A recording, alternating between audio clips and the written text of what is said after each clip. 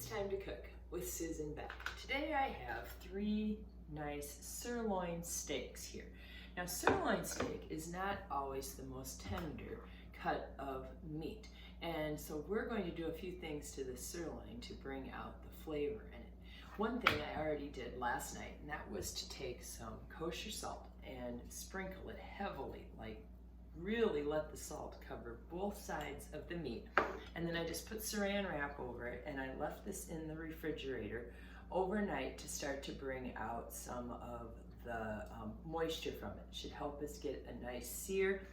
And it's a trick I have learned from reading a cookbook called Salt, Fat, Acid, and Heat by Samin, Nosrat. And I have really learned a lot of things from her about those 4 things. Salt, obviously we're using right here. We're gonna have some acid in our marinade. How we cook our steaks with the heat makes all the difference as well. So she says every time you cook, you should think about those 4 things. I'll post a link to her recipe book in my description below if you'd like to learn a little bit more.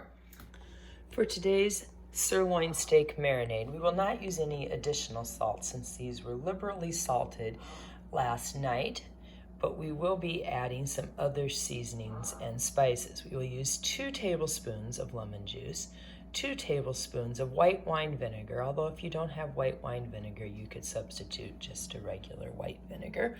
We're going to use half of this large onion, 2 cloves of garlic, and a teaspoon each of parsley, thyme, Italian seasoning, and black pepper.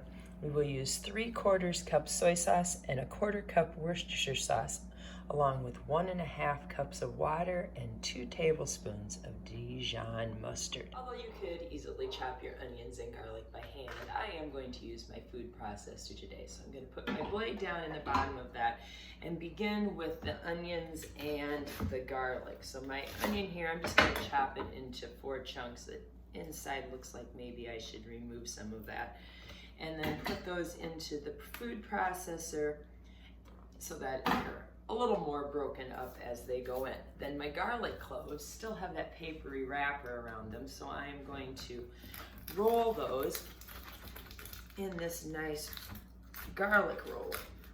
And in the process of doing that, it loosens up those wrappers so they come off really nicely like that, and I'm left just with that clean clove of garlic. These are kind of big too, so I think I'm just going to chop them in half and chop off that tougher little end. And they go to my food processor. 1 more clove here. Get that papery wrapper off. Oops, I don't think I rolled that one quite long enough. Okay, peels right away then. Off goes that little back end. Chop it in half. Okay, break those into chopped, minced pieces. So I've now minced those all up so that they are quite small pieces of onion and garlic. So let's add into there our teaspoon of each of our spices: thyme, parsley, Italian seasonings, which are made up of like oregano and basil, and then some freshly ground black pepper, 2 tablespoons of white wine vinegar, 2 tablespoons of lemon juice,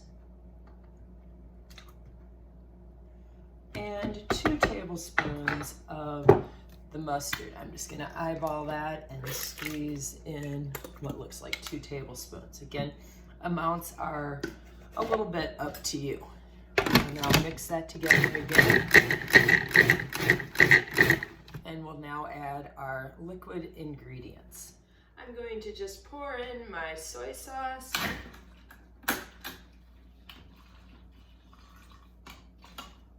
And measure out 1/4 cup of the Worcestershire sauce.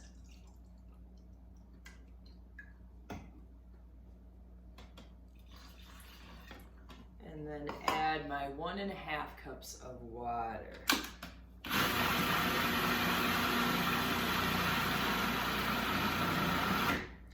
All right, we have a nice marinade there now for our sirloin steaks. Let's set this pile of dishes off to the side and our ingredients over here. And I am going to put these into a Ziploc bag where I can squeeze out most of the air. I want to coat all sides of the steak, and partway through the day I will probably kind of come squeeze them and make sure that the marinade is getting in between the steaks as well, since my bag will be pretty full. Now I am making this in the morning to grill my steaks at night. I want to marinate them for 8 to 12 hours. You could also do them overnight if you wanted to have them for a noon type of meal. Okay, so into my Ziploc is going to go the marinade. And it's okay that that onion and garlic is a little bit chunky. And you know, the sirloin steak just sometimes could just use that flavor. Oh, the flavor of that is incredible. So in goes my steaks. 2 rather large ones and 1 smaller one here. I'm just gonna flip those around a little bit to make sure they've been coated on all the sides. And I'm going to try to get as much air out of the Ziploc bag as I can. And then I will grill these for my evening meal. Well, it's getting closer to dinner time, and I want to get these steaks to room temperature before I grill them. So I am going to remove them from the marinade and leave them sit on my counter here to warm up, and I also want them to drip off. So I'm going to set them on this cooling rack over some paper toweling so that the marinade kind of drips off of them. They will brown much better on the grill if they're not quite so wet. So again, anytime you're going to grill something, getting it to room temperature, you know, depending on the temperature of your home and the day, 30 to 45 minutes should be sufficient. So I'm going to set these here, let them drip off, and then we will grill these sirloin steaks with this delicious marinade. One other note, once your meat has been sitting in this marinade, you really should not use it for any other purposes or for any dipping sauces. So you need to get rid of your marinade after having raw meat in it. It's time to heat our grill. So first we're going to turn on the gas, and then we will light 2 of the 3 burners. You'll want the other ones kept a little cooler for indirect cooking if we don't have them quite to temperature after we sear them. So I'm going to put the lid down, and I want to get this up to 375, even 400 degrees before I put my steaks on that are still inside and should be close to room temperature. I'm going to want a tongs. I am not going to want to be moving the meat though until it gets a good sear. I'm going to use a meat thermometer to know if I am to the temperature that I would like. And I have some aluminum foil because after they come off the grill, we'd like them to sit and rest for 5 to 10 minutes. And by covering it with foil, we can keep some of the heat in. All right, the oven has reached 400 degrees, so it's time to put the steaks on this very hot grilling surface. We want to put them spread out to have a little space around them. That smaller one in the middle here, it might break into 2, it looks like. And we're going to let those cook for 3 minutes. I've set my watch on a 3-minute timer. Then we'll rotate them so we get those nice cross-hatching marks on each side. After 3 minutes, we'll flip them over, and we'll do that twice. So we'll end up with 6 minutes of grilling time on each side. The rotating them 90 degrees is completely optional. Okay, it's been 3 minutes, so we're going to rotate these steaks 90 degrees. They should lift up nicely if they've got a good sear. They shouldn't be sticking. And we will let those go for 3 more minutes. Got some flaming up going on here. I think it's time to get these flipped over. I sure do have a nice crust and some nice charring on these steaks. We'll do a little close up here. Look at those beautiful sirloin steaks. 3 more minutes. It's only been 9 minutes, but I really want to be sure that I don't overcook these steaks. So I am going to insert my thermometer into the center of this nice thick steak, I am looking for somewhere between 140 degrees and 165 degrees, depending on how well done you want it. And it says I'm at 120, so we're going to go ahead and rotate these 90 degrees again to give that nice marking on the back side of our steaks as well. As we reach the end of our 6 minutes on this side, I'm just going to test that temperature again. And if we haven't made it to at least 140 degrees, I'm going to slide those back to our cooler section on the grill and continue cooking them with indirect heat. I'm still a little off on the temperature that I would like to have, but I really don't want those getting any more brown, so I'm going to just slide them back where our grill is off, or you can have it on a low temperature. And if I did that, I might want to move it up onto my second rack here. And I'm going to turn these down to low as well. And we'll just let those get a little bit more done inside. I would really like to get them to at least 140 degrees and then tend them.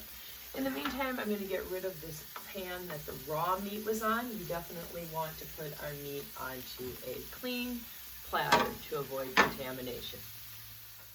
Let's go ahead and cut the steak open and see what it looks like inside. Really, even more than temperature, I think how it looks is a better judge. All right, I cut that open and I've got some nice pinkness in there. I think this is perfect because by the time it sits in rust under that foil, it is going to become just a little less pink than it is now, and we do not want to overcook our steaks.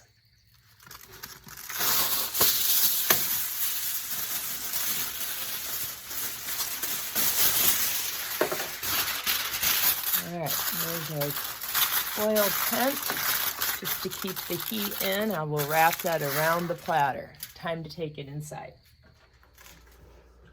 All right, it's time to give this marinated sirloin steak a taste. I just love the nice charred look of all these pieces. I mean, what a gorgeous looking platter. You got a little au jus from letting it sit and rest. It's just slightly pink inside. There's just layers and layers of flavor in here with the Worcestershire and the garlic and the onions and the acidity of the vinegar and the lemon juice and all those different spices we use. We have definitely taken an inexpensive cut of meat and turned it into a great flavorful steak.